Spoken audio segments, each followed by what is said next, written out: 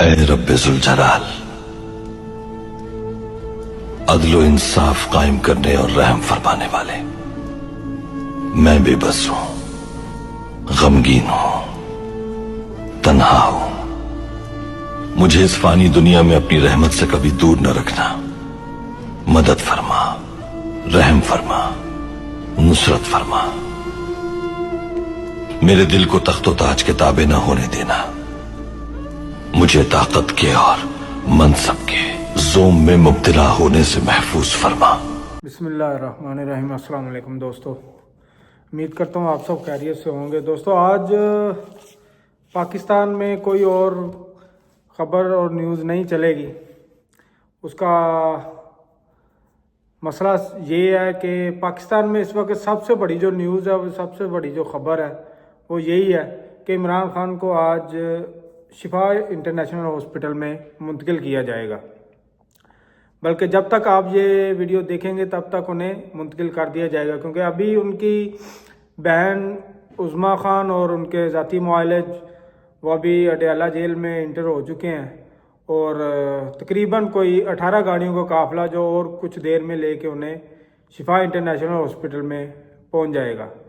ناظرین، یہ عمران خان کے 1110 دن کے بعد وہ جو اوپنلی جو انہیں، ویسے تو کئی دفعہ انہیں ہاسپٹل لایا گیا، مگر جو اوپنلی لے کے آیا جائے گا وہ آج 1110 دن کے بعد انہیں شفا انٹرنیشنل ہاسپٹل میں ایڈمٹ کیا جائے گا یا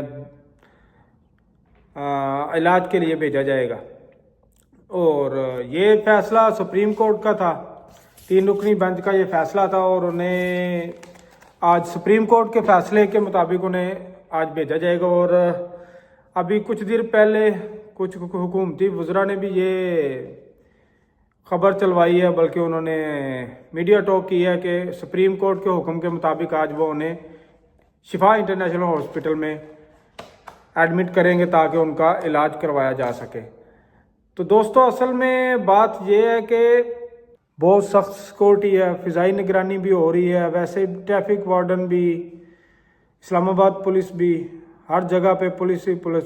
شفا انٹرنیشنل خاص طور پہ بہت زیادہ پولیس کی نفری آ چکی ہے، اور کچھ دیر پہلے وزیر داخلہ نے بھی شفا انٹرنیشنل ہاسپٹل کا وہ انہوں نے دورہ کیا۔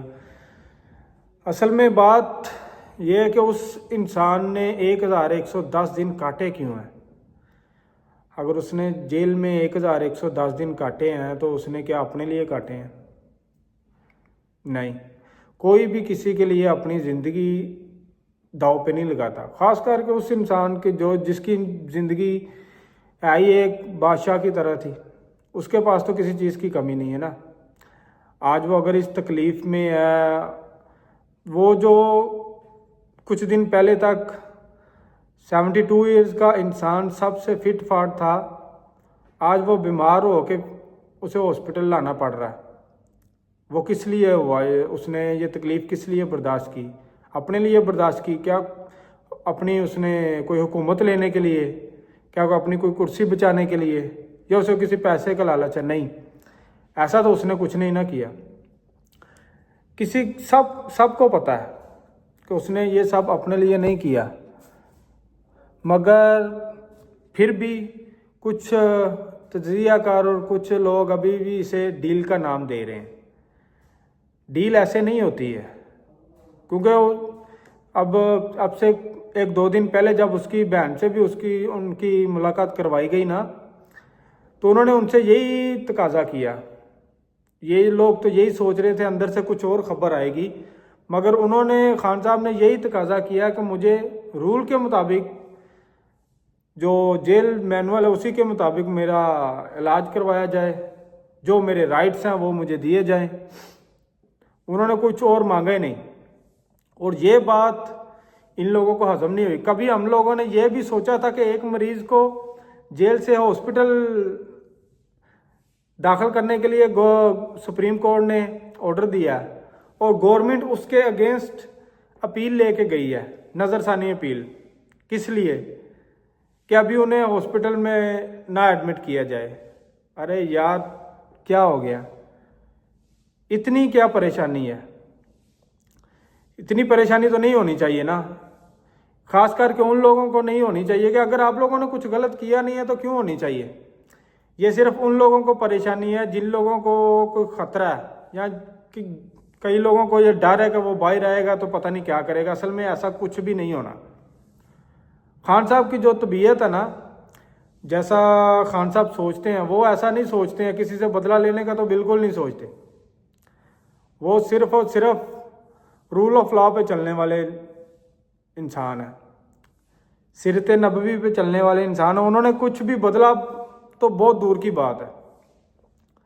और ये भी पॉसिबल है कि वो अगर बाहर आए, अल्लाह करे अब वापस उन्हें जेल में ना भेजा जाए, अब उन्हें उनके हकूक दिए जाएं, उन्हें अपना ट्रायल जैसा वो कहते हैं उन्हें सुप्रीम कोर्ट में उन्हें उनका ट्रायल चले। और उनके ऊपर कोई मुकदमा भी इतना है नहीं है कि जिसको और खींचा जा सकता है। ये सबसे काम जो पहले होगा ना, ये सबसे पहले जो फैसला किसी चीज़ का भी हो सकता है, ये अदालतें ही कर सकती हैं। और जिस दिन हमारी अदालतें आप स्टैंड ले गई, खान साहब उसी दिन बाहर हैं, उसी दिन बाहर आ जाएंगे।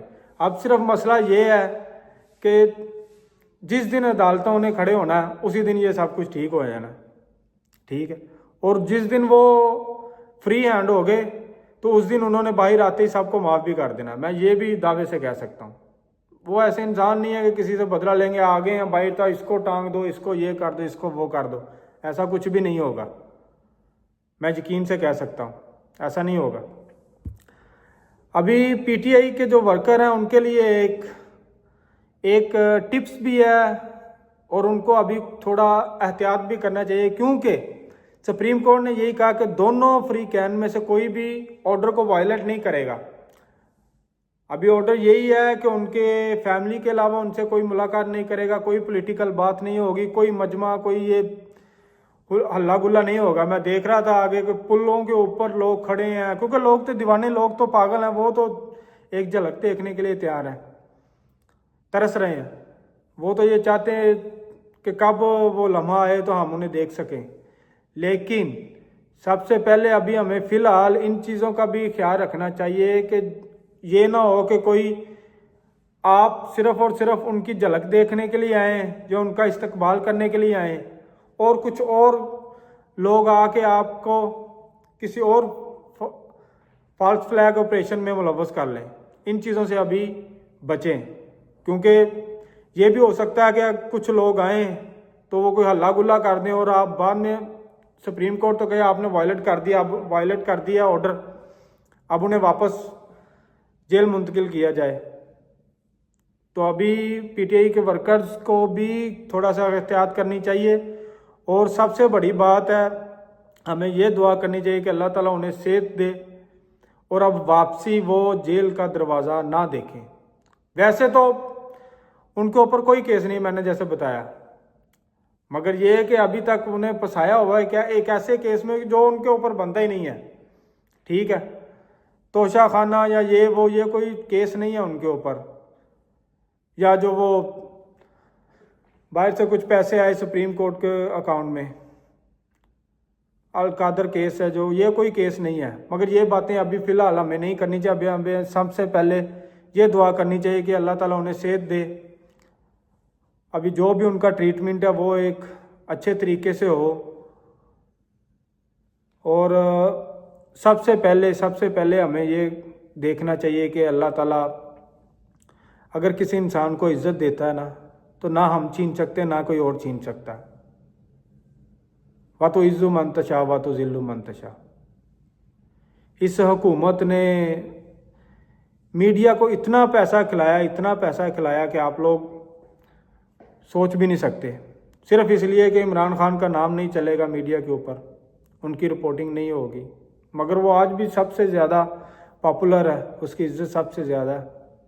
क्यों? क्योंकि इज़्ज़त तो अल्लाह ताला ने देनी है ना, ये मेरे और आपके हाथ में तो नहीं है। रिज़्क़ अल्लाह ताला ने देना, ज़िंदगी मौत अल्लाह ताला के हाथ में है।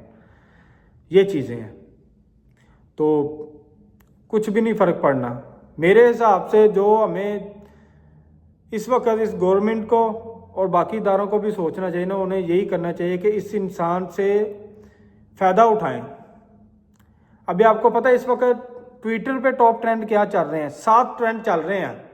नॉर्मली 3 ट्रेंड होते हैं, या मोस्टली ज़्यादा से ज़्यादा भी आप कह लें मोस्ट पॉपुलर के लिए भी 4 ट्रेंड चल रहे होते हैं, 3 से 4 ट्रेंड होते हैं जो कि टॉप पे चल रहे होते हैं ना।